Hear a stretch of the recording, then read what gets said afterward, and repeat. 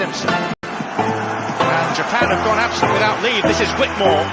Hall and Gale both available. It's still Whitmore. It is the Reggae Boys who take the lead. Ballchat.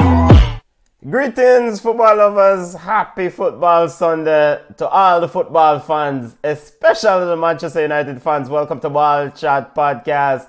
My name is Benton, along with the family. Engineer, my brethren, the Manchester United fan. Junior, how you doing, family? Well, you know when let me give you guys an analogy of how I feel right now. You know about frostbite, right? Yes. I don't know what the temperature for the body to be frostbitten. Yeah. But when it reached that temperature, it don't matter who the temperature drop below that, because we done frostbitten already and it can't get any worse. So whether at 2 love, 3 love, 4 love, 5 love, it hurt the same way. So in a business, from it reach 2 love, we done. It can't get any worse. So we're talking about the 7 love. It is what it is. Wait, you're talking about the NFL touchdown with the extra point. Listen, I was hoping to say today was the 7th day of the week, and in the Bible, Jesus, God rested on the 7th day, and I had so many Elliot Lewis reference for come up with, but let's have to ease myself. Yeah, yep. And let's have to keep it even. And big up to Coach Eric 7-Hag and not 10-Hag running around out here. Big up yourself. All right, football family, welcome to Ballchat Podcast. We're going to review some of the week's major news in the world of football. We're going to review the Manchester United versus Liverpool encounter in the EPL. If you want to call it an encounter, we're going to take a look at Champions League games coming down this week, predict and set up Champions League second leg games upcoming in the middle of the week. We'll take a look at a boneheaded decision or just idiotic play at the end there by Moises Keane. Juventus lost to Roma in the Scudetto. We'll discuss Jamaican football as the Reggae Boys will get to play TNT next weekend. And let's see what Coach Hallam Grim Henson Reggae Boys would look like next weekend against TNT. So we'll discuss that game later on the show. But we're kicking it off with Ballers and Bugs. Ballers been the impressive players of the week. Bugs been the unimpressive players of the week. If you have Ballers, send them on. Before we get into Ballers and Bugs, we always want to big up. Thank you to all the subscribers. Always thank you to all the subscribers. Big up yourself. Really appreciate the ones who subscribe. And those who listen, even if you don't subscribe, we know a lot listen and they don't subscribe, but they stop by every week. So big up yourself. Thank you as always. All right, if you have Ballers and Bugs, send them on. We'll go ahead and highlight them. Junior, floor is yours, family. Ballers of the week, impressive players. I have 3 ballers, and they are going to be teams. Arsenal had their another championship moment, right? How many championship moments are we going to have for Arsenal? Where you come from behind, have a dramatic last gasp finish. So I'm going to give it to Arsenal for one. The other one is a baller of the week, bug of the week. Brighton lost their coach, lost their players, and nobody would have felt sorry for Brighton. Nobody would have hated Brighton if the players had cashed in and said, you know what, the season done, blah, blah, blah. But look for the piece of bus bottom when they give West Ham yesterday, the 4 love. And that's just that to me is a testament of the team. And I'm going to go as far as say they are the modern day Southampton. And you as a Southampton fan, Benton, I'm sure you can appreciate that comment. They are the modern day Southampton. Also, we have to give Liverpool a ball of the week. Nobody take my side to the wood shit. Hey, let me tell you something, man. Me never get a beaten. You ever get a beaten yet you just sit down and say, Jaja, that beaten there. Yo, get the one side. Yo, Gakpo look like, Gakpo. I apologize, Cody. I apologize. 7 love.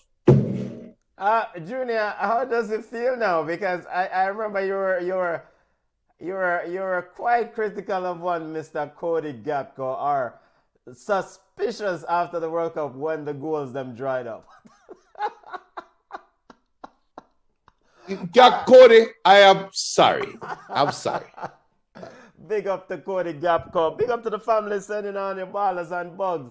Reggie, big up yourself, Reggie. Reggie said ballers of the week. Reese, Clutch, Nelson. Why, what a match winner yesterday for Arsenal. We'll get into that later on. Arsenal women who finally beaten Chelsea in the Conte Cup. Big up to Arsenal ladies. Finally defeated Chelsea and they won that game 3-1. Big up to Arsenal. I think this is their sixth Conte Cup titles. I'm not sure. So big up to Arsenal ladies. And Liverpool for beat and teaching Manchester United. Beat and teach indeed, Reggie. Beat and teach. Ballers of the week for Reggie.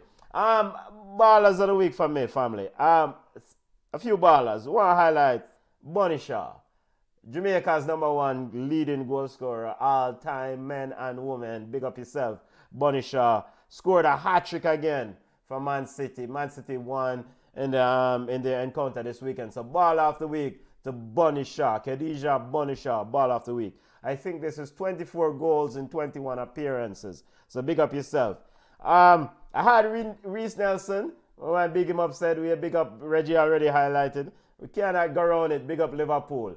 Big up to Mohammed, the Egyptian king. Salah, big up yourself. 129 goals for Liverpool. Most goals in the Premier League for Liverpool. Of course, it's not Liverpool's all-time goal scorer, but the leading goal scorer in the Premier League for Liverpool. Mohamed Salah, 129 goals. That's a whole heap of goal, you. Big up yourself. Of course, he's very, very far off the magnificent Ian Rush, who I think have scored like 300 and odd or 340 something goals. The magnificent Ian Rush Jr. can celebrate Ian Rush later on, the man we watched growing up. But baller that one. Baller Ian Rush. And my final bugs of the week. Ballers of the week. Final baller of the week. Want to big up Borussia Dortmund. Borussia Dortmund, we use them as comic weekend a lot of time last year, and they have been comical. But Edin Terzic, the coach of Borussia Dortmund, seems to have this team on a next level. They're getting ready for Chelsea this week. Borussia Dortmund have not lost a game this year, this calendar year. I think the last time they lost a game was November 11th. They're on a 9 or 11 games winning streak in all competition. They're competitive, running in the Bundesliga title. They're close battling with Borussia with Bayern Munich for the title. So baller of the week to BVB Borussia Dortmund. Big up. Bugs of the week, family. If you have ballers and bugs, send them on. And once again, one big up to all the subscribers. Run in, send on your ballers and bugs. BM says, don't know what's worse, watching Man United or Reggae Boys. Now, Man United last week, they were a championship winning team, BM. This week, they ran up into a juggernaut, a wake-up line. Big up Dalton. Why, Dalton? Dalton says, it's been a while. Have to run in, come check on Junior. There's only one ballers this week, and it's a 7-star general. Not 5-star general, no. 7-star general. And of course, Reggie has a 7-star general Liverpool. Junior, bugs of the week, family. Sir, we feel we put a piece of goat mouth on Mikel Antonio, It was said in joke at one point, right? When we say, should I never go a back road? Him could play for Jamaica, go a back road, and he was never the same after that Panama game, right? Everybody remember Mikel Antonio came and played for Jamaica. Panama beat the brakes off of Jamaica. Antonio, I know everything Antonio scored since then. West Ham played against Manchester United in the FA Cup, had an early lead, and they get the brakes beaten off of them. I wouldn't follow up that win. Get the brakes beaten off of them by Brighton again. 4-0. Now, David Moyes, I don't know. I don't know how much longer they have leave. But right now they are flirting with relegation. And the only thing keeping them out of the relegation zone right now is my second and final bug of the week. Everton. But I'm not giving it to the coach, to Sean Dyche. Because I know Sean Dyche have that midfield and do some serious laps right now. Everton took the lead against Nottingham Forest, leading 2-1 in the second half. And everybody thinking to themselves, it's a wrap, it's done, right? And look at the goal that they give up against Nottingham Forest. It is the most un-Sean Dyche-like goal ever. What the midfielder run go? You're up 2-1, and you try break away a good guy, whatever. What I go? Now, no Sean Dyche have them running laps right now. My two bug that. Yeah, No, I'm not giving it to no Manchester United ball. We'll get to Manchester United. If you don't want to give them the bugs, other people will. Reggie says bugs of the week. Former EPL title contender Man United. So we'll just go ahead and squeeze that one in right there. So we'll get to ballers and I'm sure others will highlight Manchester United poor display. Bugs of the week, family with ballers and bugs. If you have ballers, send them on. Bugs, send them on. Always big up the family for stopping by and really, really appreciate the subscribers and the listeners. Go ahead and smash the like button, family. Smash the like button. Bugs of the week for me. Unimpressive players of the week are unimpressive teams. Moises Keane. We're going to go ahead and just give the bug of the week to Moises Keane. I can't even bother. Moises Keane entered the game in the 89th minute. Juve versus Roma. Entered the game in the 89th minute and got a red card in the 90th minute. 40 seconds on the field. That has to be a Guinness Book record. Junior, we should Google who has got the fastest red card in a game after being subbed on. So Moises Keane, if you didn't want to play today, you could have told the coach, like, look, your belly hurt you. You know that vibes to that. I mean, he got a red card, and so Moises Keane, yeah, and rightfully so, a red card too. So Moises Keane get the bug of the week. Bug of the week also. Sevilla FC in La Liga. A once proud team. Sevilla is sitting right above relegation in La Liga. Right above relegation. There was a time when you go to the San Pedro Gizjuan to play Sevilla and you were going to face a competitive team, a team that's going to make you play ball to win games. This is what happened to that Sevilla. Bug of the week to coach Jorge Sampaoli, the tattoo man, former Argentina coach. Big up yourself. 6-1 they picked up. They got 6 this week from Atletico Madrid in La Liga. Imagine, I can't remember last time Atletico Madrid scored 6 goals on anybody. So, bug of the week to Sevilla. I mean, something is not right. Something is absolutely not right. I know the fans probably is blaming the football director, Monkey, but something is not right at Sevilla. So, bug of the week to them and the coaching staff. Let's get to our football roundup, brother. Oh, hold on. Big up BM said Mikel Antonio is a team that the bench for West Ham.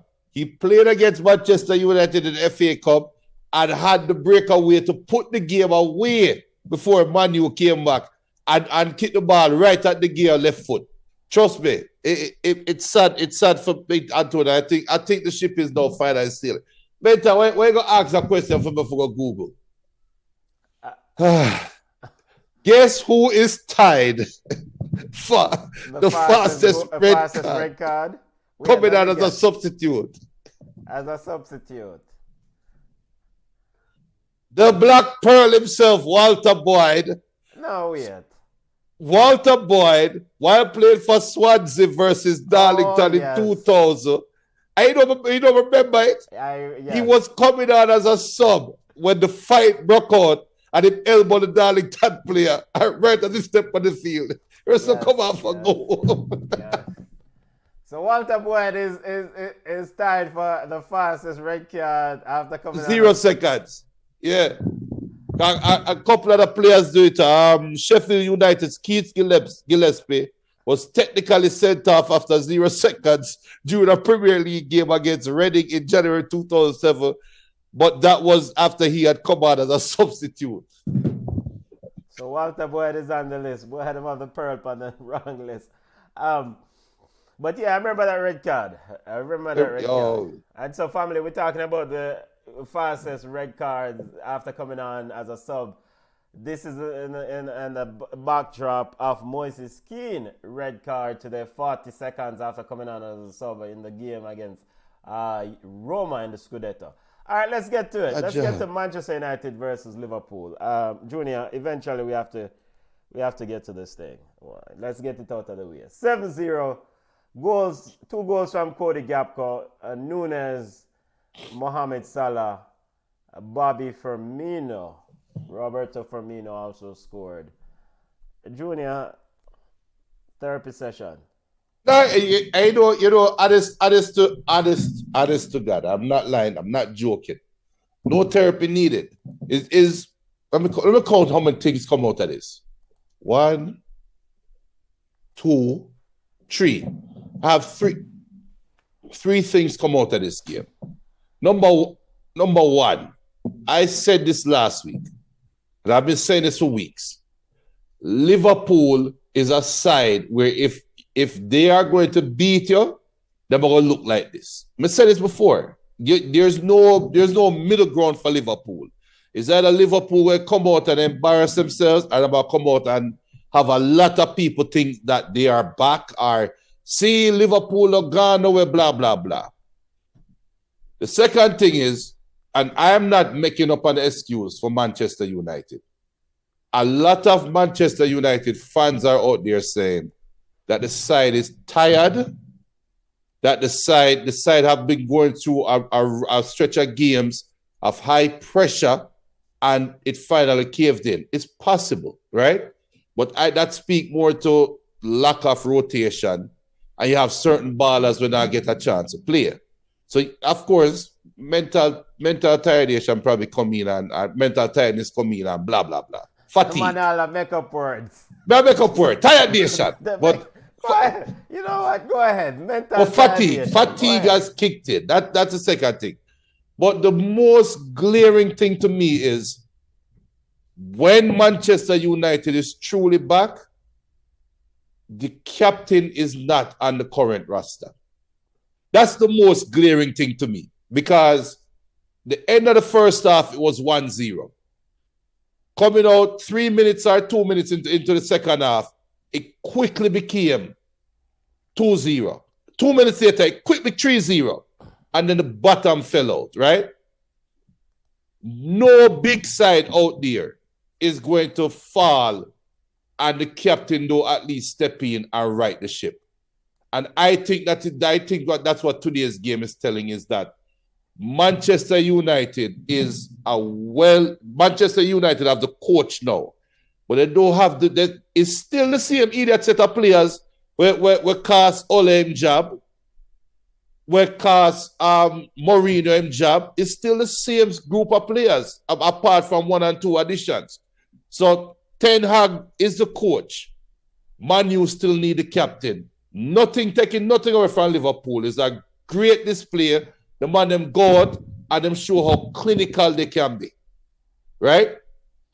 But only little dirty Liverpool delusional fans. Why did they never do this against Real Madrid, a better side? When they're up 2-0. So let reality come back and set in for Uno right now that, yes, Uno kick up an idiot side when you get a chance to kick them up. No, you can slap a bull on its ass once and jump out of the pen. Come try to do it a second time. We will be back. Glory, glory, Man United. What's up, brother? No, big up to Talis. Big up to Talis. Because Talis say, yo, you know what, some of Manchester United fans, them, yo. Regarding the game summary and the goals scored. 1-0 at the end of the first half, 43rd minute. 7-0 in full time. Goals scored the 47th minute, 58th minute, 66th minute, 75th minute, 83rd minute, and 88th minute. Now, you said that, let's go back to the start. You said it's a CM Manchester United. So we want to make sure that the football fans are aware of the starting 11 that Mr. Eric Ten Hag rolled out. De Gea in goal, Martinez, Varane, Dalot, and Shaw in the back. Fred and Casemiro at the base. Weghorst in the 10, Anthony, Bruno Fernandes, and Rashford. It's not the same side, brother. A big side. No. That side is not supposed to get 7 love. And coach, and just to highlight the post-match comment from Eric Sevenhag, or not Sevenhag, but Eric, we have to stop it. But Eric Ten Hag says, I don't have an explanation. Quote, I don't have an explanation. There was no team anymore. We didn't stick to the plan. 11 individuals, really bad. It's really unprofessional. Yep. How the coach not have an explanation, Junior? No, the coach don't have an explanation to tell the media. Okay. Why? All right. Coach, Our you Manchester United fans would like an explanation. What? Wow, what eyes can't tell what's going on? You just get beat 7 love. Why you gonna come tell me after that? Oh, well, my bad. It is because what Liverpool did. Liverpool, when they sent Robertson down the left side, they do a delayed inverted run, which actually was a great strategy. Magnificent pass. No, more than a pass. Okay. It's a great strategy because what they did is isolated Dalot and Shaw. The whole game is brilliant football, actually. Now, forgive Klopp that credit because what he did is send Fabinho and send Henderson on the opposite wings and do what they call an inverted overlap, where you have Robertson and Trent Arnold running through the channels in the middle. The X's and O's was brilliant because I even put in the chat that Man Utd is playing right into Liverpool's hands. We all know where Liverpool's weakness is in the wing backs. But you don't put Rashford on the left wing, and we know Anthony's a bad idiot. Anthony not going to pressure Robertson, right? We know Anthony now run back for Robinson, and the type of form where Rashford him now leaves the number 9 position, and Bruno not running back. So that means that you have Fabinho and Henderson, Elliott. Fabinho and Elliott doing inverted overlap runs and Shaw and Dalot and making Robinson and Arnold run through the channels. And Gakpo and Salah becoming like the end wingers, getting the ball, cutting the ball in on them strong foot. Both players were able to cut the ball back on them strong foot. So after one touch, the ball is on them strongest foot looking at goal. It's just simple X's and O's football that Klopp just went and I will say it. Klopp out-coached Ten Hag today. They simply out-coached him. Brilliant. Dalton said it's not about Real Madrid today, rightfully so. It's about taking to 7th heaven. And that's Junior. good. That is good because we need to be taken to 7th heaven. Junior, Bruno Fernandes in the post-match presser said, quote, the standard wasn't good. Too many mistakes. Too much space. All right, for our team, we've been on teams where we get kick up. We've been on teams where we've gotten 6, 5, 7, 15. At some point, there is pride. At some point, there is anger. At some point, there is this drive to say, you know what, I am not going to go home with this embarrassment on my back. And I am going to try to do something that's different. Liverpool won this game 7-0, Junior. But really and truly, in actuality, Liverpool could have scored 10, 15, yes. Actually. They've scored. Did you see any sort of, like, cojones? Like, we're going to die with a gun in our hand mentality from your Manchester United players? All right. So to answer your question bluntly, no. But that would not be a fair statement against the players, right? I started out by saying one of my 3 points, come take it out of the game, is the actual captain of Manchester United, when Manchester United is truly back, is not on the team yet. He's not playing, right? So who is that person? He's not playing. Well, who is he? I don't know. He's unknown. He's a the next transfer coming in, the real captain. So Bruno wore the armband. Whoever wore the armband, I think it was Bruno. But him wear it, but it's a shell. Okay, right? So you need a leader. A leader was needed, because let me tell you something, Mental. You say we get 15, we get this. The worst beat me ever get, right? In my life in a football. And I might get some text about this right after this, because I know some of them I watch. 10-1. I'm going to tell you something, Mental. You see that 10-1 beat when me get? We were leading 1-0. And we get 10-1. And I'm a sweeper at the time. I want to tell you something, me can't touch nobody. I want to get a red card and can't touch nobody. That is how fast the ball was moving. I can tell you right now, that is how it felt today for Manchester United players. They were so out of place. Ten Hag's statement is actually bigger than it really is. So the man says it's a group of individuals. And guess what? When the score became 3-0, I saw the butcher wanted to butcher somebody. I saw Fred wanted to have his Fred-like more. Fred wasn't even allowed to do Fred-like things. That is how outplayed Manchester United was outplayed off the field. So it is one of them games the way you just look on and say, you know what, brother, you just get beat and just move on there, man. You don't make any sense to watching the tape. You don't make it as from a Man U perspective. You just sit down and say, Jaja, if you want to see a game when Man U get thoroughly beaten and the players played with pride, look at the last Champions League final when Man U played against Barcelona, when Messi and company ran back Man U off of the field. If it wasn't for Alex Ferguson, if it wasn't for Ryan Giggs and company with that mentality, Barca could have given Man U a 7-love special that day. But it's just out of pride and leadership why them even look like it could have been a game. But that's all that's missing. Big up Liverpool. And I don't want to dwell on it, because I know the Manchester United fans big up in themselves, because I know and I watch Ballchat, big up to the family, and we don't want to dwell on it and kick a man or woman while they're down. Big up. But the thing that's puzzling to me is that 1 week this team was clicking, gunning, and then next week to just rip to shreds like that from a team that was just circumspect at best. I mean, we have seen Liverpool to just go up and down throughout the season. So I really didn't know what Liverpool to expect today when I sat down to watch this game. And to see the way, and I know it's a rivalry, I know these are the two biggest teams in the league, but to see the way this team was taken to the shed today was just that's a puzzling part for me, and this is why Ten Hag or Seven Hag gets the big box. This is something where he has to figure out. Jurgen Klopp said this, Junior.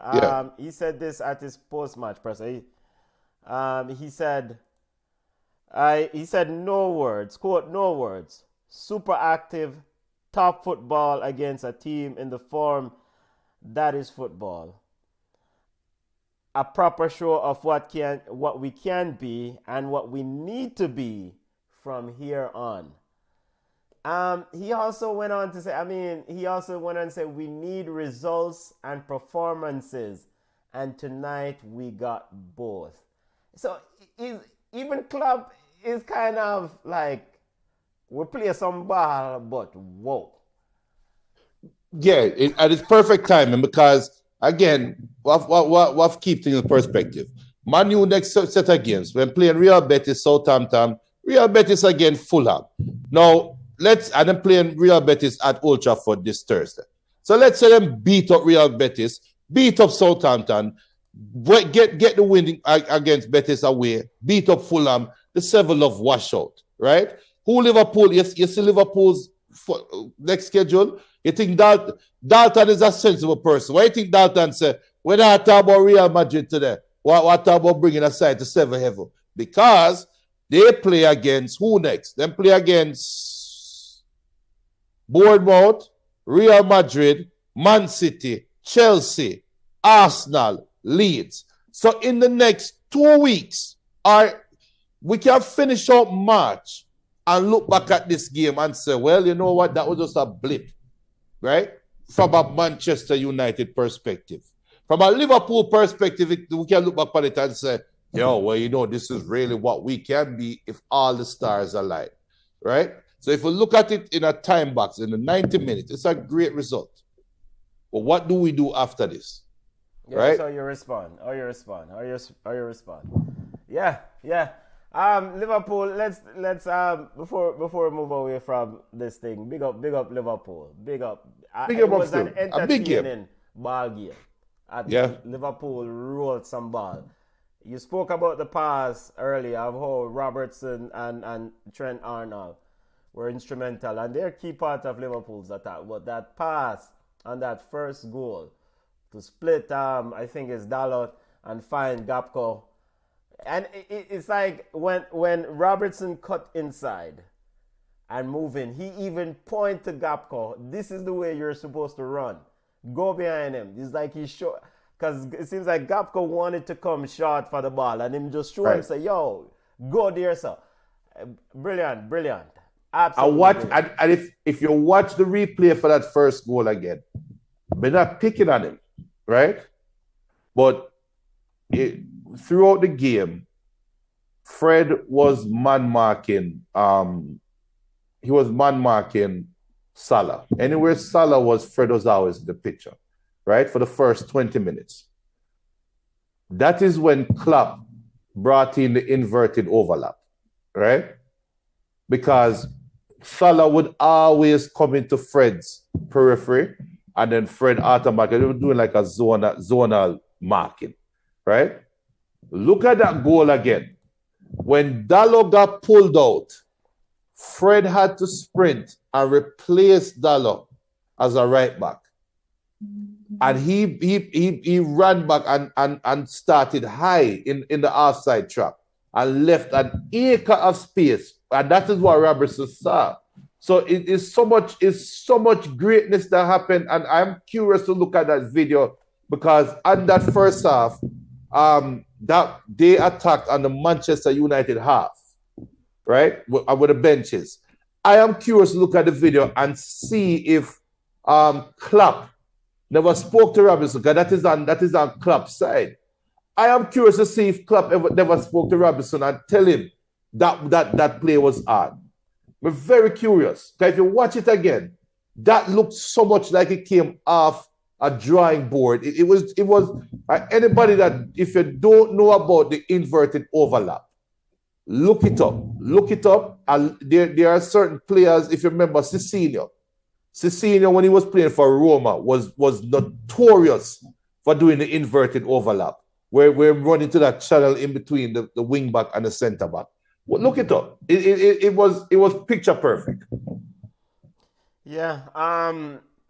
This is what the fourth time, not to rub it in, the fourth time Manchester United has gotten 7-0. The worst defeat in the Premier League for Manchester United. The Premier League, of course, started in the early 90s. So, but in the first division, Manchester United, I think they've gotten, this is the worst defeat from Liverpool since 1895. That was going all the way back. So, Liverpool had an outstanding day. Big ups to Klopp and his players. Before we move on to other results, Junior, we want to highlight Mohamed Salah. He becomes the Premier League leading goal scorer for Liverpool. I mean, this is over Robbie Fowler, Stevie G, Luis Suarez, Sadio Mane, all these players. Of course, Sadio Mane wasn't really in contention with him. But he said after the game, quote, "This record was in my mind since I came here. After my first season, I was always chasing that record. To get it today against Manchester United with that result is unbelievable." So it's something he always has on his he's had on his mind to win to secure that record for Liverpool. I mean, outstanding career, Junior. I've always said Liverpool made the biggest mistake picking Salah over Mane, but this is a great accomplishment, and for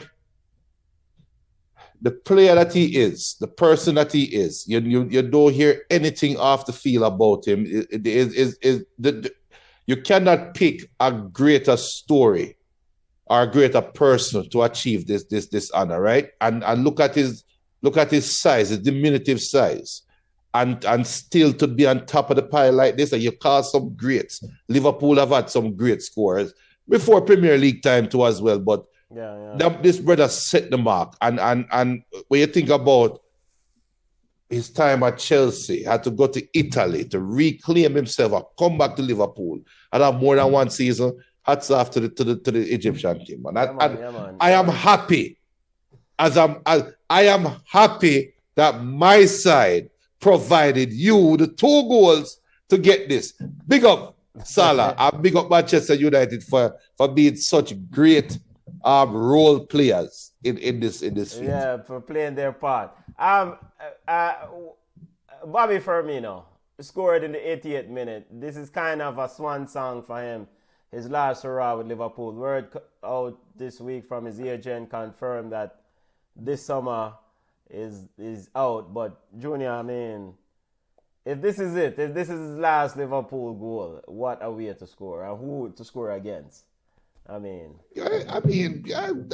guess, Bobby, you're not getting a nice word like you will get from Salah. He's not, but he has played his role. Yeah, they're 2 years too long, man. He should have gone 2 years ago. He played his role. From a Liverpool perspective, brother, you're there too long, man. Yeah, we could dwell on this game all day, but one just said Manchester United did have opportunities, and I mean the Rashford one where that pass was played over, where he, just a few more meters and probably would have scored. So Anthony, I mean the fidget spinner. I mean the issues with Alisson. Playing around with the ball around there where Bruno thought he should have gotten a penalty. Boy, Bruno should have gotten a yellow card. I'm tired of him. Tired of him for the diving and the insistence of wanting stuff. All right, so let's put that one to bed. Manchester United got fixed up by Liverpool, 7-0. Good luck, Manchester United. Other EPL results, family, that took place this weekend. Forest, Everton, 2-2. Man City defeated Newcastle 2-0. Arsenal over Bournemouth. This is something else, Junior. We have to... Is Arsenal running too close to the edge here, or is this title almost inevitable? It's all this. I watched this game yesterday, and it almost this scene from the Avengers, where Thanos says, "I am inevitable." At the end, of course, it didn't work out for Thanos. But it almost seems like Arsenal is undeniable. I mean, it almost seems like it's written. First, your thoughts on the comeback, but also, does Bournemouth fans have a legitimate gripe about the added time on? 6 minutes of added time, the goal scored in the seventh minute because, your thoughts on this comeback, family? Listen a bit. First, let me address the Bournemouth people. Go watch the World Cup and see how much extra time was given in the World Cup. Case closed. Shut up. And for Arsenal now, Arsenal's story is a story that is still being written this year, right? And it is one of those mystery novels that we are not going to know how it ends until it ends, right? Because using your Avengers analogy, and people, that's the beauty of Ballchat. It is not a scripted show. We just start football from factual events. But using your analogy of the Avengers, Thanos did say he was inevitable, right? Which he is true. He is right. And he is what they call a Nexus event. So regardless, Man City will always be in the rearview mirror right at the end, ready to snap them fingers with the gauntlet. But we don't know what's going to happen after the fingers get snapped. And that is what Arsenal is right now. Because I said earlier, how many championship moments do we need? We can look at the Jorginho goal and say, that was the Premier League winning moment. But they look at the game against Bournemouth and say, wait, the 97th minute is the Premier League winning moment. When you talk about Alex Ferguson and Fergie time, when you talk about Clapper heavy metal football, you talk about Jose Mourinho, you talk about Didier Drogba at Bayern Munich. How many of these moments can one team have in one season? And what a conclusion if they don't win. What a conclusion if they don't win. That's why I'm telling you, this is one of those stories that you cannot celebrate or jeer until the final whistle blow. Because Man City is playing their part. Let me put it this way. Man City and the Premier League is playing their part in making this Arsenal run a very epic adventure. Because any other league, we're not really dissing any other league, but Arsenal could have just said, you know what, we're the best team at every team. Bournemouth could have just said, oh, we take a 5-love. I will worry about tomorrow game. But Bournemouth said, no, you're going to come earn this win. And every win you're going to have to come earn as Arsenal. And Man City saying, if you slip, you slide. So, look, God go with Arsenal fans if they don't win the title this year. We'll just put it that way. Yeah, Arsenal, big up to Arsenal fans. I mean, it's the Arsenal fans, their nerves, they will have to have nerves of steel through this ride because Bournemouth thought they had it yesterday. 2-0 up, but what? Yes. But what is ultimately shown with this Arsenal team and what, head coach Mikel Arteta said post-match, he enjoyed the game. This was one of the happiest moments he has ever he's had in the season. But also is that the resilience, the winning mentality, pulling the right strings. I mean, Reece Nelson coming on and making a difference. So they have to go on and earn it, and they're enjoying the process of earning it. So big up, big up. All right, Brighton defeated West Ham 4-0. Well, West Ham, we'll take a look at West Ham. But more importantly, Brighton, you highlighted them earlier. And we know what excellent job they're doing with De Zerbi and the whole situation there. But I wanted to get your thoughts on the Moises Casado contract. Brighton extended Moises Casado. Of course, we know the saga and the transfer window around Arsenal and Chelsea being interested in his service. Word was that he was on a salary of about £15,000 a week. He's now extended it with Brighton to a 2027 deal. He must have gotten a raise, an increase. Yeah, he definitely got a raise. You know what? There are times when I'm going to make a general statement. We, the football fans, look at footballers like they are robots. I forget that they are human beings, right? Yeah. And I think me, you, Benton, Sean, come on, we fell victim to that this week because we criticize this decision. We talk about homeboy agency and the decisions are made because we're looking at the positive spin, which is, this brother can make more money and blah, blah, blah, blah, blah, right? But then for every N'Golo Kante, right? How many Riyad Mahrez do we have? Or better yet, how many Renato Sanchez do we have? And if you don't know what I'm talking about, players that get highly touted and go for the bigger play day, go for the bigger spot. Better yet, how much my boy from Crystal Palace, Wilfred Zaha, run go Manchester United and then all of a sudden develop a mental problem and said him have mental tiredness, him gone back.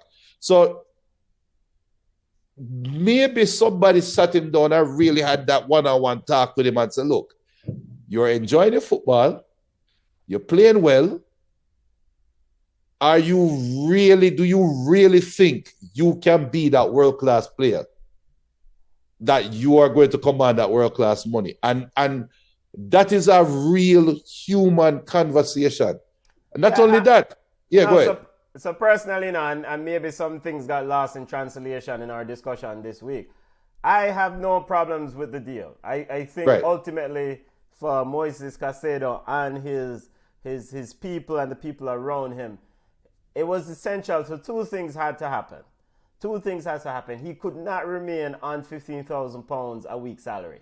That has to change, all right? Right. Now, because of the strength that Brighton is in, he's on his old contract with Brighton was until 2025, all right? So he had two options. He could have sulked, or he could have come back to Brighton and say, all right, let's just make a deal and get some more money. And if he sulked, he run the risk of getting fined. And if you're making £15,000 a week, you don't want to give him no more money.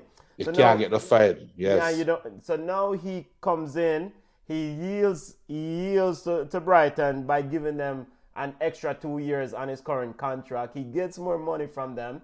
And most importantly for him, he secures a steady contract for the time being, because we know the longevity of this business. You know, Moises Caicedo might look great this month. He might be the flavor of the month this transfer window. Next transfer window, he might not be. And the Chelseas and the Arsenals of the world, if he had said, I'm going to stay put at the salary and wait for those to come searching for me in the summer again, that might not happen. So now you have your current employer and you said, yo, brother, give me some more money. Brighton didn't have to do it, but ultimately they did it, and they got something out of it in the sense that they extended him.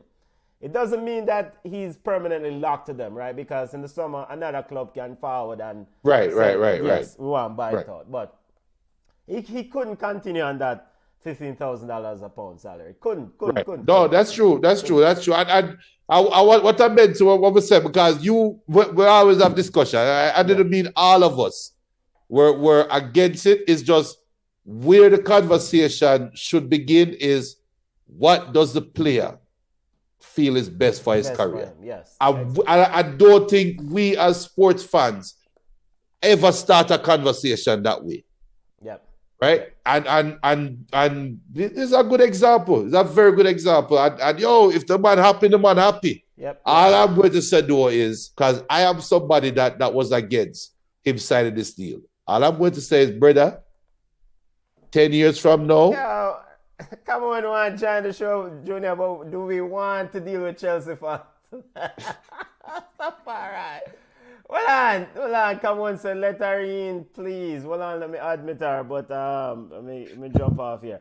All right, perfect timing, because right now Chelsea just defeated Leeds 1-0, Junior, and that was the next game on the card. Let me get this thing set up. Come on, supposed to be in. I am in. Hi. How are you? Come on.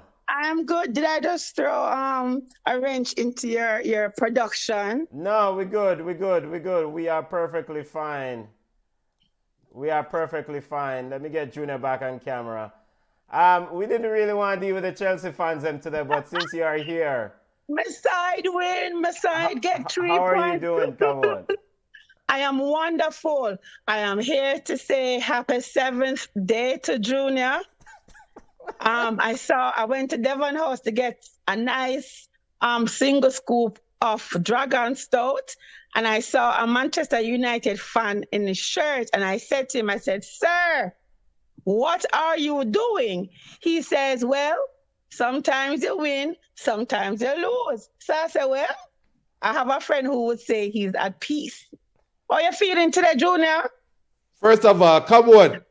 Yes. Stop talking to bad people, man. Because any man who wear a Manchester United shirt after today's 7-Love is a bad man. Stop talking to bad man on the road, man.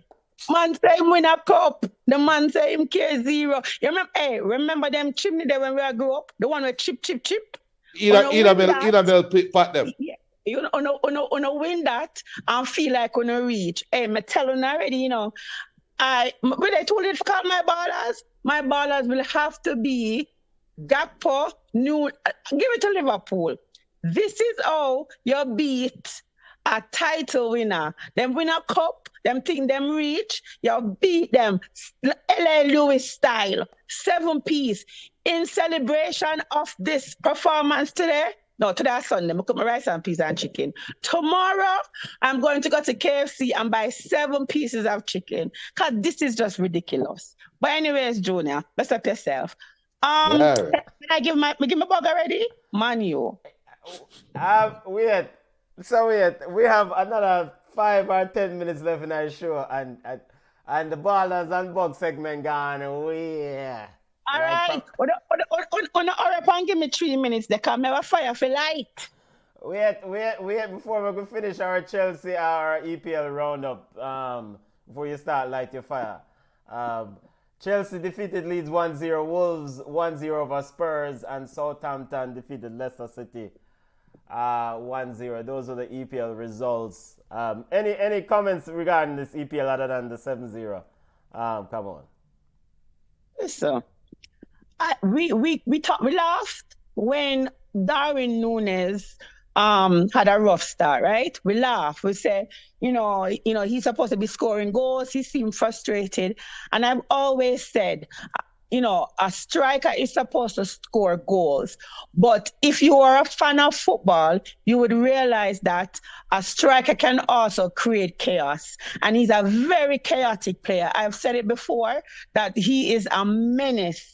And now that he's scoring goals, I think the sky will be the limit for him. I think now his confidence is up there. I think Liverpool will actually be up. It has to be up for Liverpool from here. So, you know, I'm happy for them. I'm happy for my one little box side too, but, you know, that's for another day. Man U looked tired, but this is the Premier League. We're going to put it on the coach. If the players are going to say, or the fans are going to say, the players look tired, blame the coach. You guys have enough players to rotate players. And then at the start, it was only Liverpool. The pundits were actually saying that Man U would decimate Liverpool 3-0. One pundit said 4-0. So, you know, blame the coach if he's saying, you know, not him, but people are saying that the players look tired. Bruno gets my extra bug. I wasn't listening. I was on the road. I don't know if Junior blight a fire under Bruno who asked for a sub. But, you know, Man U deserve a beating this season. I eat that. All right. In the EPL table standing currently, Arsenal on the top, of course, as we round out week 26 games in the EPL for some teams still have a deficit of a game or two in hand. Everton and Southampton and Bournemouth makes up the bottom of the league. Before we get to come on and firelighting, we just want quickly Champions League second leg games upcoming this week. Want to get your thoughts on the games that are coming up this week. Paris versus Bayern Munich. Paris down 1-0. Bayern Munich leading 1-0. AC Milan leads Tottenham 1-0. Club Brugge down 2 to Benfica, and Dortmund will take on Chelsea. Chelsea versus Dortmund is on Tuesday. Champions League football, champion football this week. Second leg action. Your thoughts, family. Junior first. And Paris, your prediction. let's get rid of the stay yard. Tottenham, I don't know which Tottenham going to show up. Benfica Club Brugge is like the ultimate unnecessary game.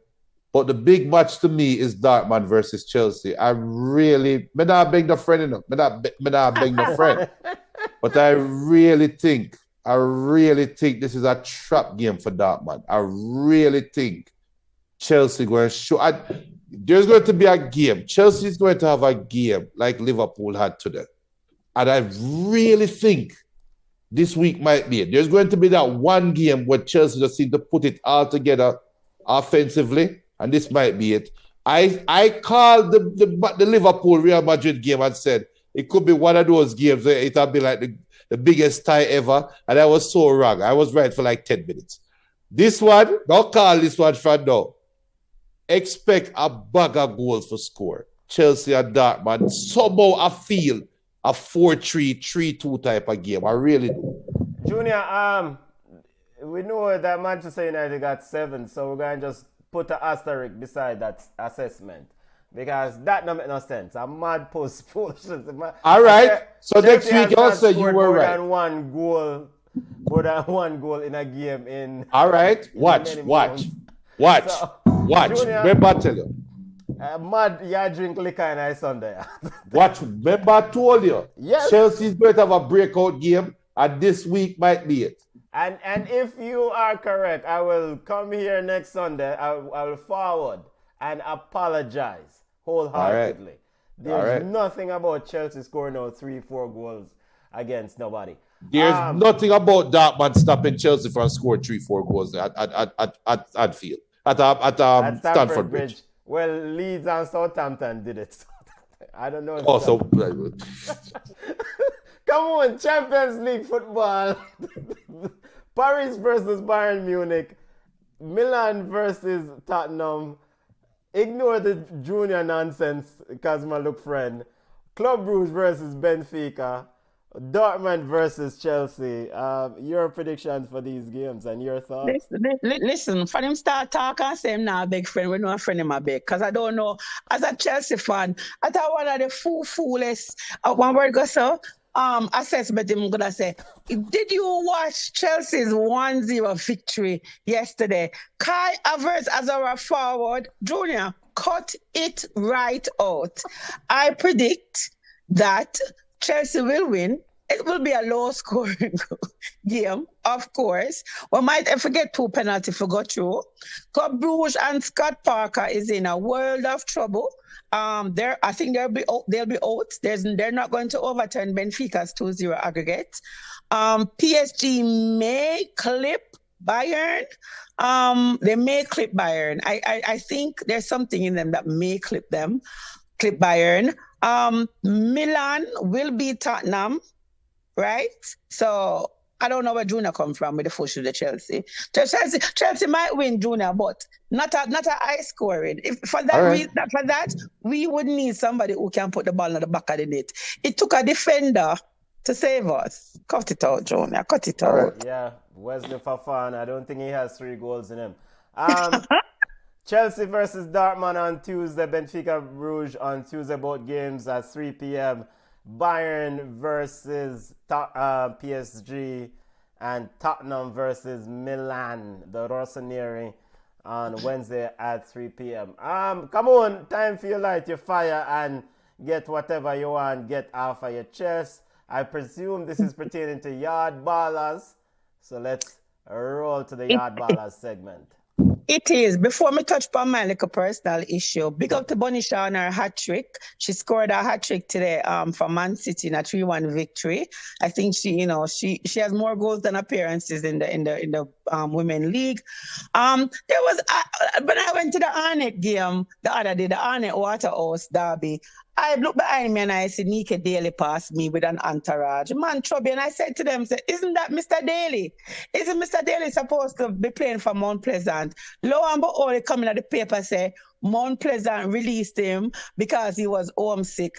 Mr. Daly, it took me, and please do not, nobody not tell the Jamaica Conservative Forces, it took me 1.5 hours to come from St. Anne's Bay to Spanish Town on the toll. So if this is true that you're homesick, which I doubt it is, it can't be true. You're a professional player. You have a lot of seasons in the USL. So I really think it's that you were just not a good fit for Mount Pleasant. It is what it is. Moving on to my growth, the Women's Premier League is shambolic. It is a disrespect to women's football. It is maddening. It is terrible. I don't know how many different words I can put to it. The administrators may be trying their best, but their best is not good enough. One person asked me, first of all, let us just say, I was lucky to speak to someone high in the JFF yesterday when the incident happened, and he told me that FIFA or whoever gave JFF $100,000 to put into the women's Premier League. 10 clubs joined. So they're getting $750,000 Jamaican dollars for the entire season. Now, how many players you have on your roster? That $750,000 will be paid in installments. For the first $350,000, you have to submit your receipts in order to get the next $200,000, right? For that $750,000 covers medical, transfer fees, transportation, field prep, meal prep, what else? Gears. I get it that they're asking for clubs to go out there and get sponsorship, but the quality and the product that the JFF puts out, it is off-putting. I see the prize money for the boys' football thing, the Man Utd Cup, whatever, get more prize money than the women are getting for the entire season. Yes, half a bulla is better than no bulla, but not because a man is thirsty, you're going to pee in the cup and give him to drink. It makes no sense. For my team, it's Royal Lakes FC. When the schedule came out, I'm going to be honest with everybody. When the schedule come out, we don't look for nobody else's zone. We looked at our zone. We picked out our regular season games, our knockout games, and we went in and we made our schedule and we posted in our group and we gave it to our players. So our players know ahead of time when is what is what. If there was a venue change, a game change, we would have updated that. We were working off that. So the JFF and the competitions department made an error and scheduled 2 games on Saturday, yesterday, for Westport Park in Montego Bay. 2 traveling teams. The first game was, them scheduled a game, them Real Mobile and Royal Lakes, and somebody else on Olympic at 3:00. This is the schedule that they put out. That's what we were working off. We had to go in our own pocket, pay the driver $50,000. We're going our own pocket, spend $20,000 for food, meal prep, water, Gatorade for the ladies, right? We have to pay $9,000, $9,714, full up the bus, not the bus, the van, because the bus couldn't hold everybody and all the equipment. And then we had to pay $3,600 round trip for toll. So we went to the park expecting that the game would be at 3:00, only to get to the park at 2:00 for our game, for the coach that we were supposed to play Real Mobile to say the referee blow off the game at 1:30 because the schedule is at 1:00. He's going to ask us if we did not see the game time. No, it's on the schedule. When we checked the email, we saw MC appointments, which is match commissioner's appointment. I'm going to be honest, nobody cares who's the match commissioner. We don't care who refereeing the game. We don't care who are the match commissioner. We don't care. We want to know the venue, the time, and our opponents. How can you send an email with the subject line MC appointments at 3:34 p.m. Eastern Standard Time on Friday? In the attachments, you're going to have the match commissioner and the team and say 1:00. We never said that till when we got the field because we expected if there was a change or a correction in the schedule, the JFF and the competitions department would send an email to the coaches who this would affect. They are shambolic. They're not organized. And on top of it, they want to have the most attitude. When you hear having an administrator tell coaches, both stick to coaching and let other people be humble, what he wanted to say was, miss, stay back into the kitchen. That's exactly what he wanted to say. There's no respect for female coaches, referees, and players in Jamaica. The JFF does not put enough effort in, and it is crazy because Jamaica, we are the only country to qualify for World Cup back to back. It's ridiculous. CONCACAF, it is crazy.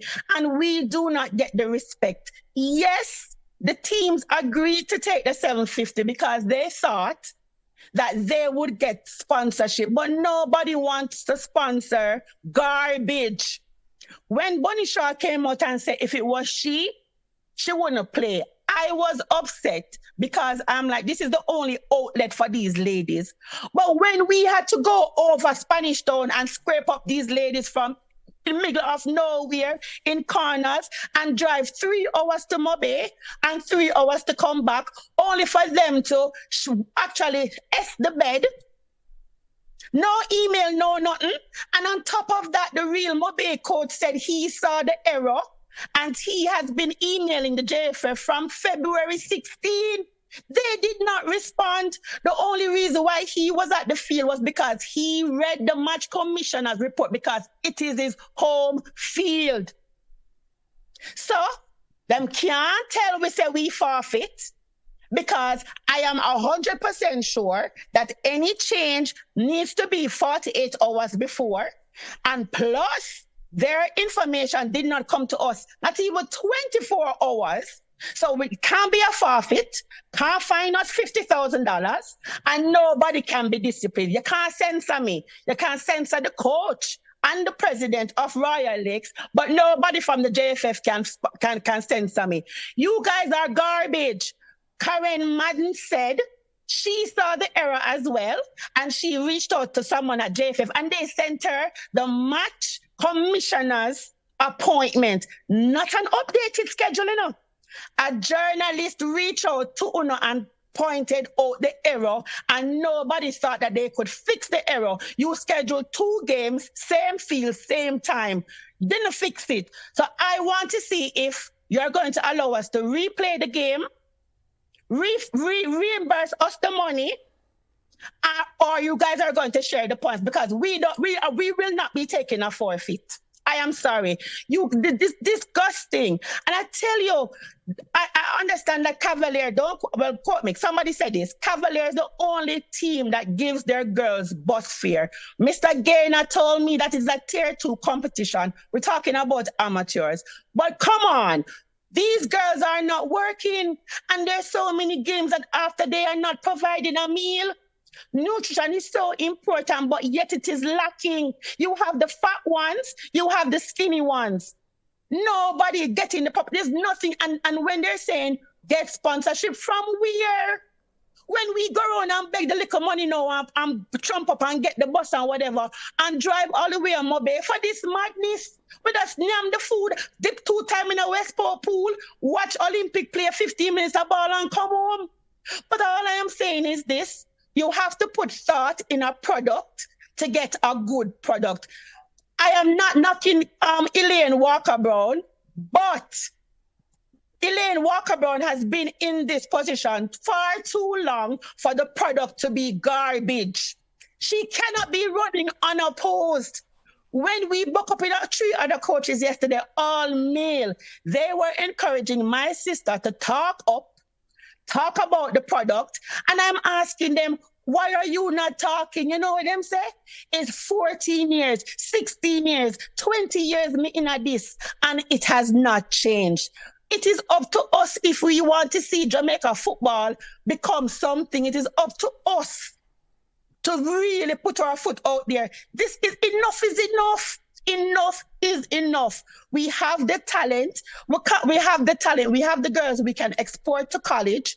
We can't just think a tournament is coming up. All right, then we're going to pick 2 girls. It can't also only be Excelsior girls. You have girls at Springers, girls at Royal Lake. You have girls at Jago, girls at Oberlin, everywhere else who needs an opportunity.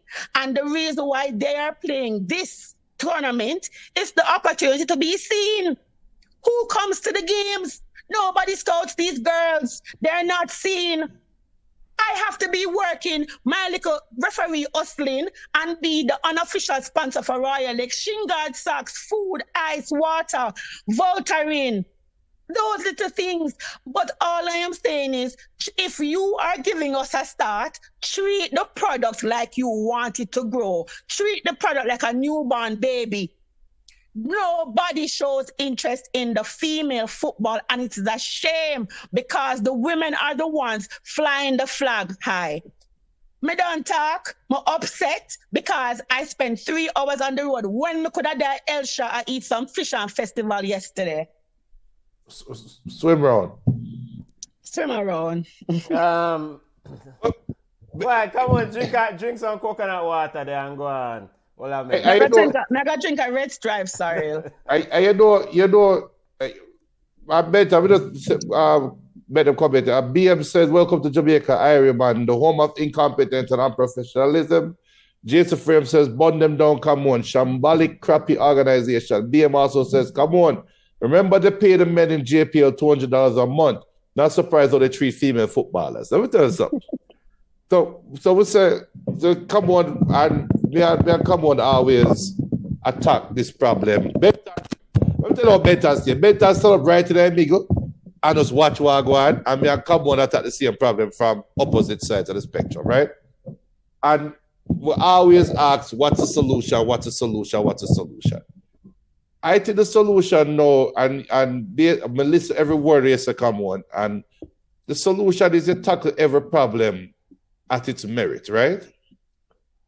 Mm-hmm. It's such a simple problem. What I'm listening to you right now. Now, Ballchat done. So we're off the air. What is that talk? We're not off the air. We're still. But no, but we talk at the people that want to listen. I listen behind the curtain right now, right? And the production, the producer said, "Come on, make your point, man." I have to give a disclaimer. I am a software engineer in real life. And what I heard from Come On a while ago is the perfect opportunity to make some money. If I really had the time, I would make some money. You know how easy an application is to make that deals with scheduling? Hell, you have free for your phone right now, Gmail, right? So you... I cut out the tag and put it on. I'm going to post it on Instagram and Cupboard's tag and say, "Yo, GFF, pre this." So they can listen what really I go on. It is so simple. If I have a Gmail calendar, a Google calendar, and have the damn name of the field on it, the calendar is there and it said this is a field A. And you put every game that is scheduled on field A. And every team that is on that schedule, you put the email address of the team manager on that something. If you go start click on it like Outlook and drag it to a different time spot, it asks you, do you want to send the recipients that information about the time change? Right? Mm-hmm. Simple. And an email will be sent and say your time change from 2 to 4 o'clock. But the biggest kicker is if you have 2 things scheduled in the same time block, it will look at you and tell you, yo, you have 2 meetings scheduled at the same time. You're sure you want to do this? That is such a simple solution to game scheduling. And guess what, JFF? It is free. If you create a Gmail account and put the field name on the Gmail account, they have their own free calendar. It is free. Big up all administrative assistants out there. We call them secretary. That's what I'm doing in real life. You have your secretary. Instead of having a secretary, I'm going to use common words. Instead of having a secretary, I eat out people money and I jump on plane and I fly as a part of delegation, have that person sit down and say, is this team's calendar good? It is not that difficult. That is the first fix. The second fix is, why are we having changes in games? I'm going to put Come On and your team on the spot right now. Because if we were to get JFF to come on and we ask them straight up, first of all, Come On, they're not going to take part in that show. I'm just not making that straight up right now. Because you're going to throw acid after them and they're going to sue me. So Come On, you have to go listen. But if JFF was to come on the call and we're going to say, look, Come On, a full family, I would trust her. On the backside of that change game, I will not send information to Come On and the team. Me, I put myself in a position now where JFF can easily say, no, we send them the change. Prove it. Here's the email that is sent. Here's the information that is sent, blah, blah, blah, blah, blah. Any competent organization will come with receipts and say, no, we don't know what come on to talk about. We send the email to this team and blah, blah, blah, blah, blah, blah, blah. Because guess what? In the United States, unfortunately, and thankfully this never happened, in the United States, if a team is supposed to play a field A and them change the time of the game, and unfortunately, on their way home, that bus puncture a tire and lick up in one car and somebody get hurt, that organization is now liable for a lawsuit for not giving the information, and they are now liable for damages, right? So something as simple as that, why is that not being covered? It is mind-boggling to me. But like how you say any competent organization. We're talking about somebody who had an organization that had Damian Lawson at the airport waiting on his plane ticket. So let us not even talk about competency, right? And why, this is how I know that the JFF cannot say that they sent us the email. The coach of the opposing team, the home team, tell me yesterday, and he was in a group of people, so I have witnesses. He said from February 16th, he has been emailing and reaching out to the people at JFF to say to them, why is the game at 3 and the other game at 3? He said he has not received a response, and the only reason why he knew about the 1 o'clock was because he opened the email that says MC appointment. Listen, we are not the home team. We are the away team. So we have to put our things in out there. We have to fix it. We were scrambling because JFF is saying that in order for us to get the other $200,000, we have to submit receipts for the $350,000 that they gave us. Them Royal Lakes don't submit it yet, so we don't have the $200,000. So if me never come in my little sponsorship money, it would be a forfeit for real, because we have to pay the bus man $50,000 straight up, and we need toll money, and there's no way the girls them can do a 6-hour trip and not eat. So you understand? So we are not the home team. We have to put thought into our transportation and our process. Yesterday, I woke up from 5 o'clock. I not tell nobody no lie. For 20 girls and 6 traveling staff, I had to go to the store and I would send one pack of basmati rice in the barrel. I had to go buy 10 pound of chicken parts and 10 pound of chicken back and lick it up with some carrot and some Irish. Get some of the box where them call coffin box. And make me salad, make me potato, pop them up. My mommy said, put them in the igloo, make it keep warm. Get a next bag, pop the girl them food. That's how we have to do it, because we don't have any money and we understand that the JFF is trapped. $100,000 for 10 teams is not a lot of money, especially when you have to have prize money and pay the referees.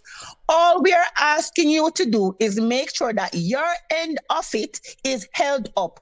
The JFF did not give us 48 hours notice of the game change. Even the MC appointments email was not 24 hours before the scheduled game. And even if we did see the email yesterday, we see the email, but when they open it, because we don't care who want to turn up and make it with a clipboard, right? We would not have enough time because our driver already has commitments. So we would be scrambling. So all we are asking for is a little assistance to help. And I don't want anybody to come out and blast me. Come me blast on the back, because you can't ban me and you can't sanction me. And the most you can do is ban my sister from the Premier League. And you can't ban her from ISA.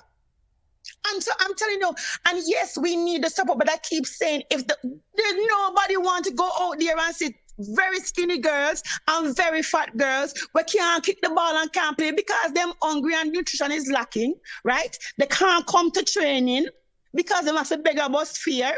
The product on the field is not good. So for us yesterday at Westport, we never even have 50 people in the stands to watch the games. They might talk about complimentary. Who will get complimentary ticket to? Like, who will come? All I am saying is this: before the JFF start to attack the coaches and cuss the coaches when they're asking questions, they need to assist us to make sure that the product is good. Them no want no outside help. Them no want nobody help them. Them have them clique. Them have them crew. Them have them people where them keep in position for a long time. The women's game has not grown. Full stop. Me not hide and talk. We can't get enough film for the girl. So the U20 competition coming up there, guess what? The U20 tournament is in the middle of CXC. So all these girls that are playing schoolgirl football who are good enough to be on the stage to show their talent out there is either they skip the CXCs where them people them pay for, or them go and represent Jamaica in our tournament next month. So we're not prepared.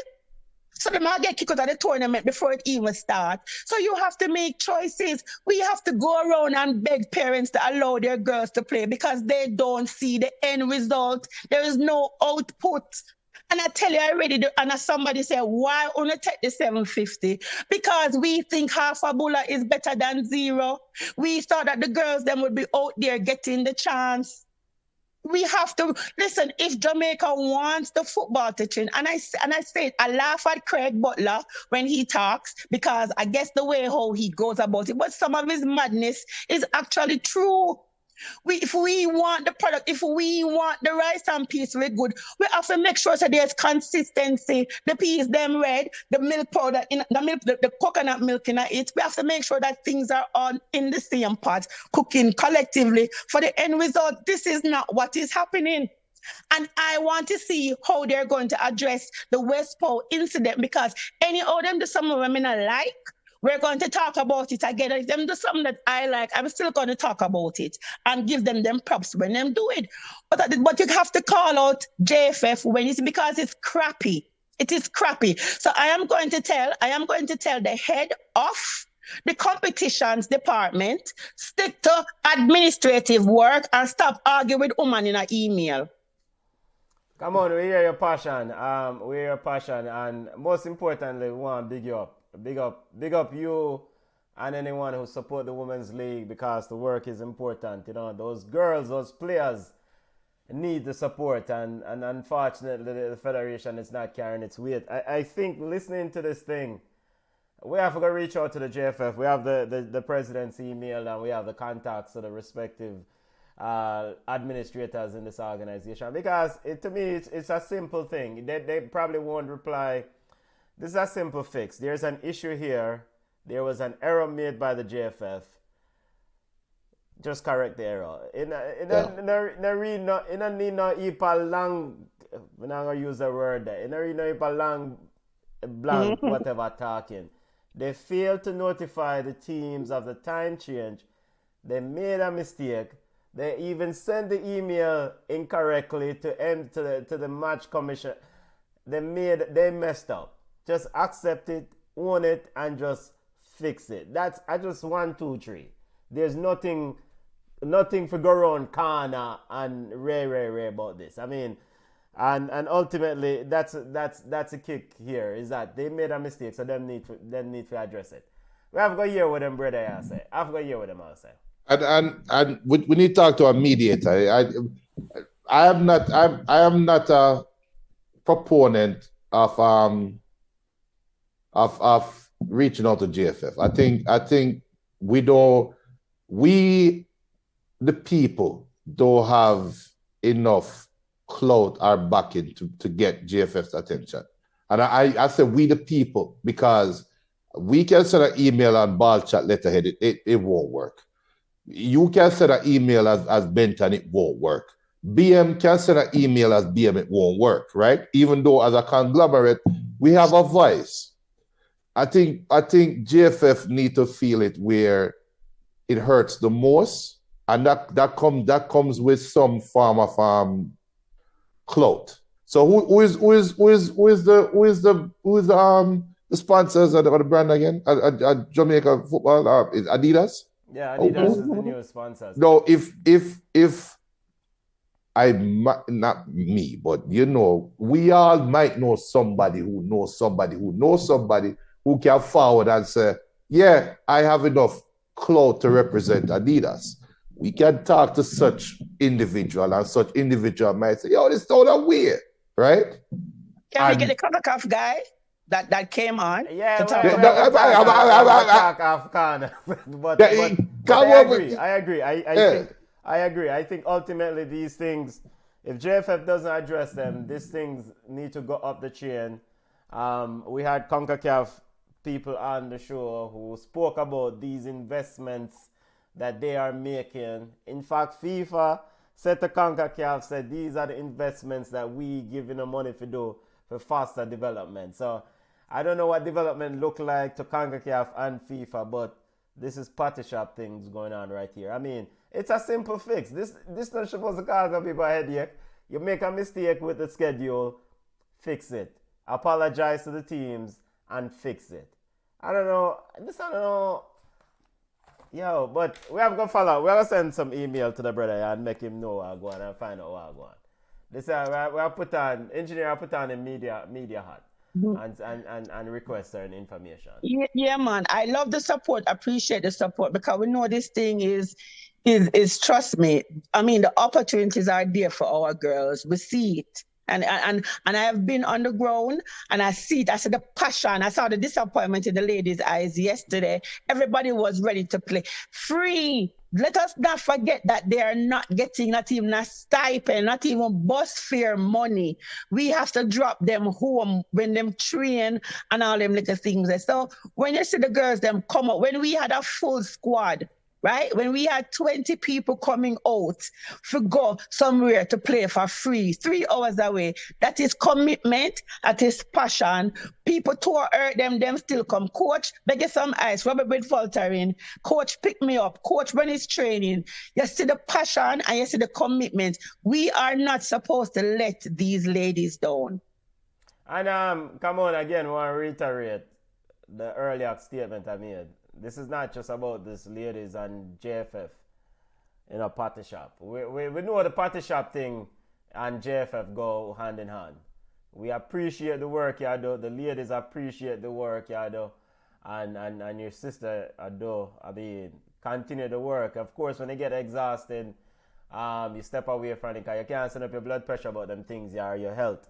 But ultimately, these players are indebted to you and will continue to grow, you know, whether one way or the other. Because even if ball now play, you've taken them to an environment where you see positive development and coaching and things are going around them. So just continue to work. But we have to see where we can wake up a hand's nest around a corner.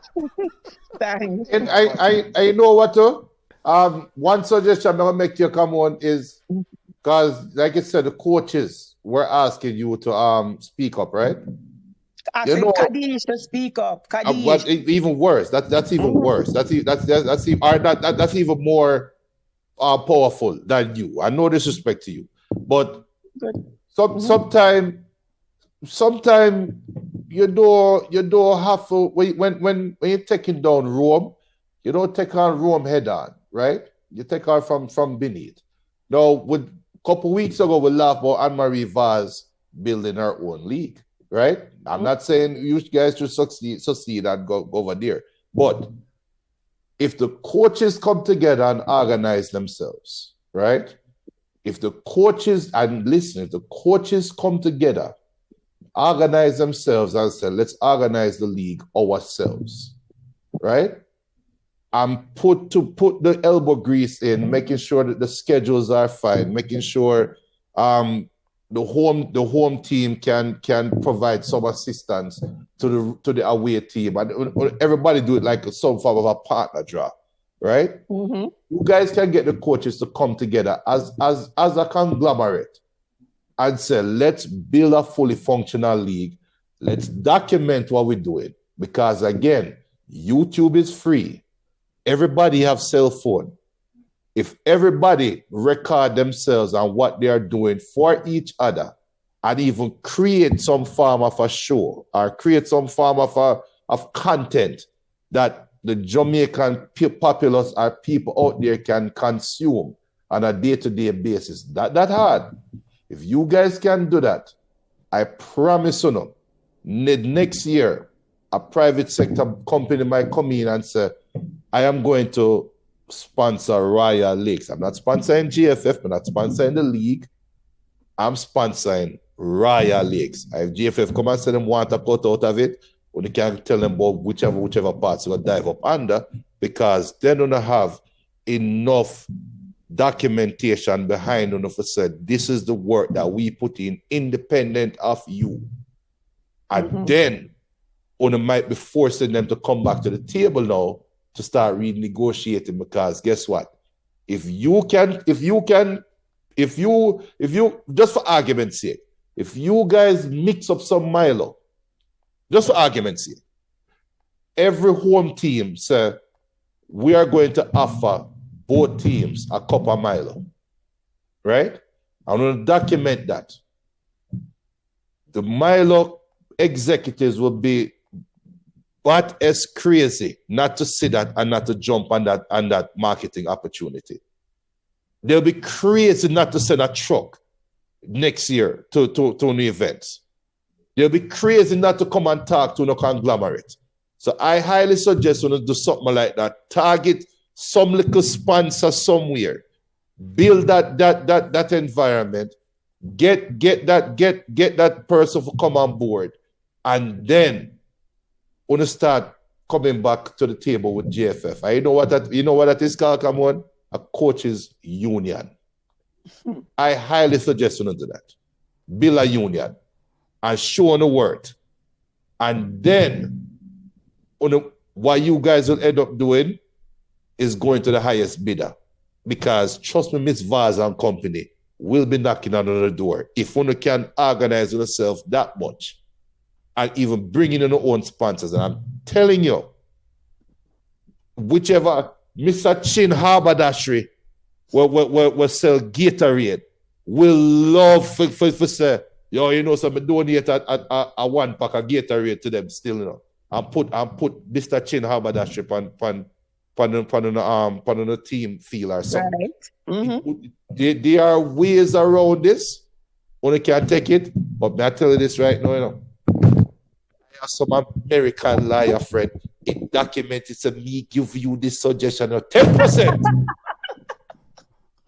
Cut it out. Come on. Again, want to reiterate. You know, we don't know say hard. Big up yourself. Real. Big up to the crew. Big up to the ladies. But we appreciate the work. The players appreciate the work. We can see if we can get some clarity from them boy regarding them thing, or not them boy, from this organization regarding the schedule. My apologies. We saw the GenSec is going around doing interviews, and so they're trying to put a different PR campaign in place because, of course, Junior alluded to it earlier. They have a new sponsor on board, so they want to make sure that the front end looks good. We want to hope so it's not a facade. The engine are popped down. Yeah. I get it. But yeah, man. You know what to?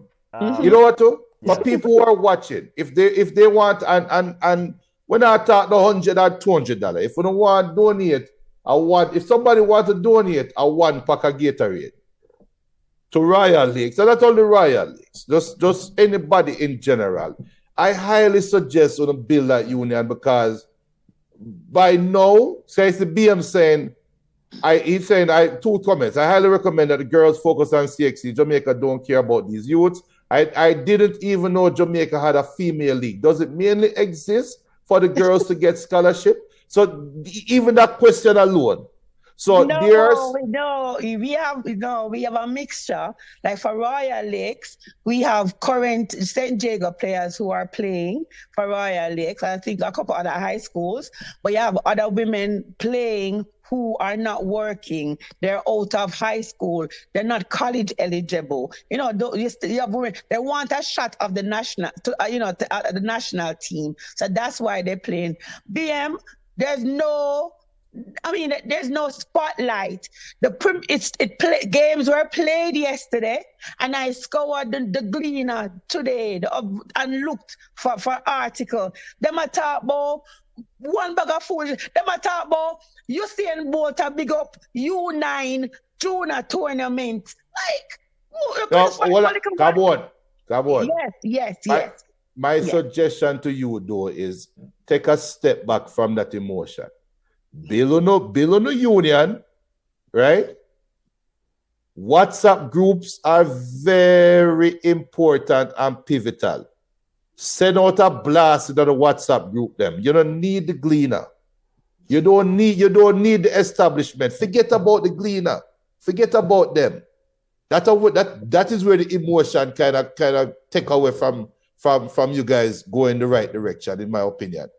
Use what is at on a Those are the disposal. views of Junior Pringle and not Ballchat, you know.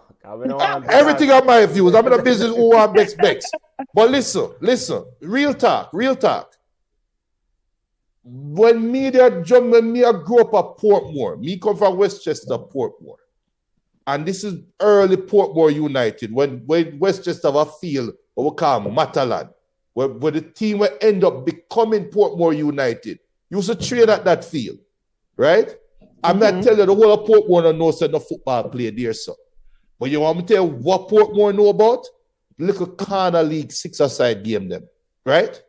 Right. We know big Portmore United have tried to do something for Premier League, for Craveneer Premier League. And them are trained literally across the street from me, and nobody don't care about it. But you see the little Corner League, the little six-a-side Corner League them, everybody love it, everybody know about it. The Women's League can be the new Corner League, the new six-a-side Corner League. But the communities got to.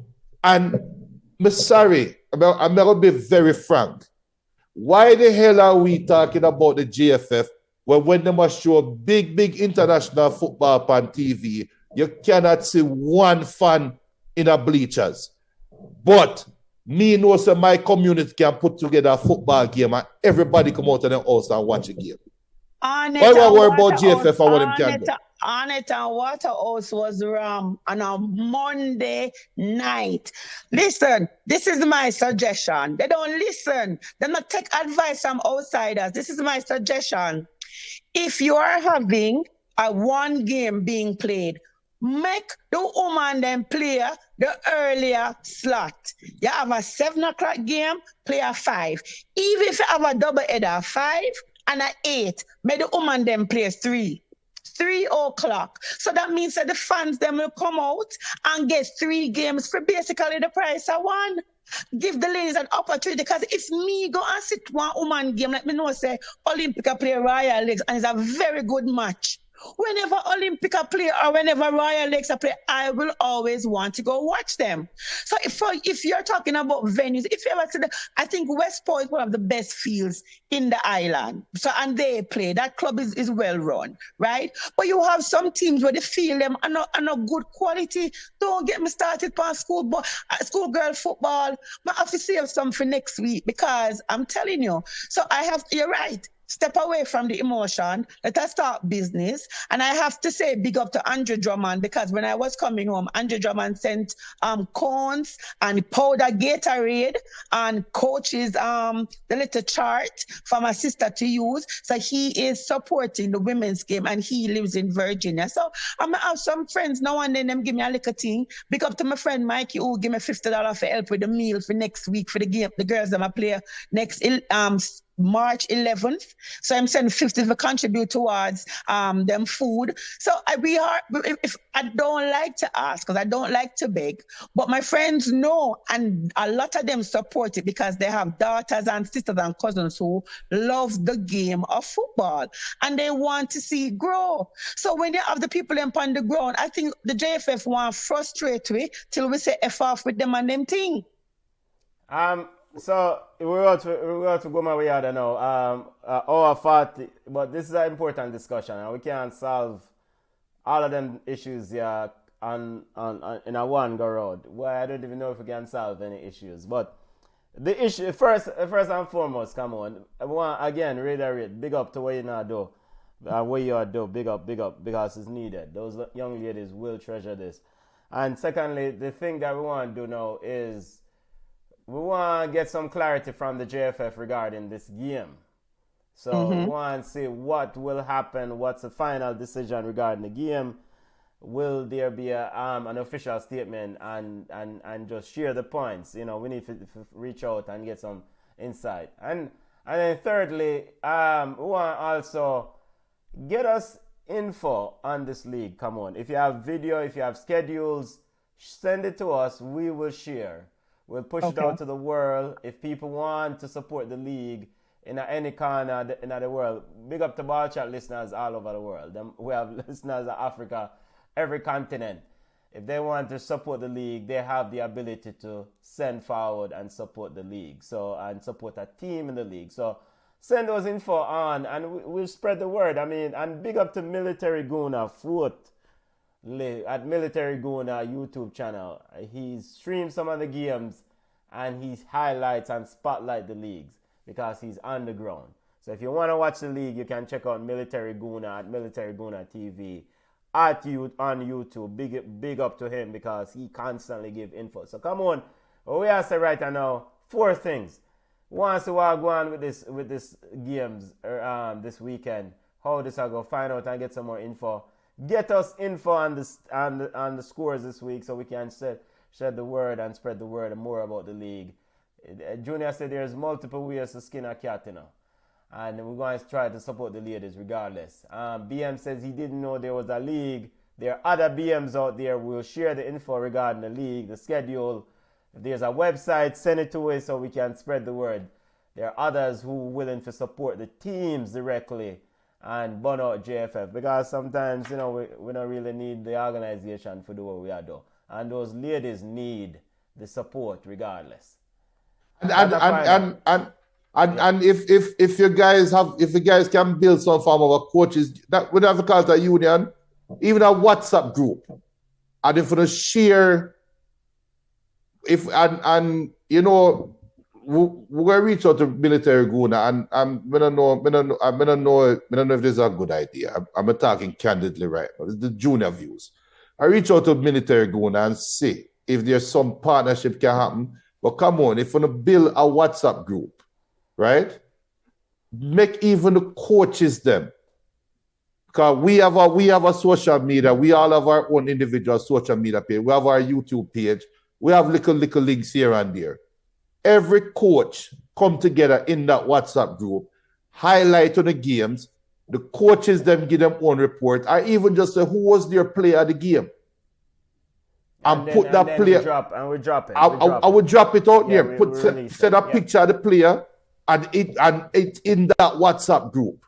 Mm-hmm. Them not to do nothing but take the picture of the player and say this player was our player of the game. This player did X, Y, Z. This player goes to this school, or this player does this, that. I would do social media after that. You get the promo, get more eyes on the league, get more eyes. Things like that. Whoever takes video, drop it in the WhatsApp group, and then not for worry about just drop it in the WhatsApp group. I would take care of it after that. Yeah. Come on. Go drink your Red Stripe beer and some coconut water. We appreciate the work you do. Don't get yourself in them argument with them people because JFF administrators build for argument. We don't know so them money them build for them things. So we know the blood pressure. But ultimately what we are trying to see if we can solve some of them issues ourselves. Yeah, but we help out. All right, I'll keep you guys posted as to what with my ear. All right? So basically I'm going back from my vacation. But I'm saying Junior 7. All right. 7. All right.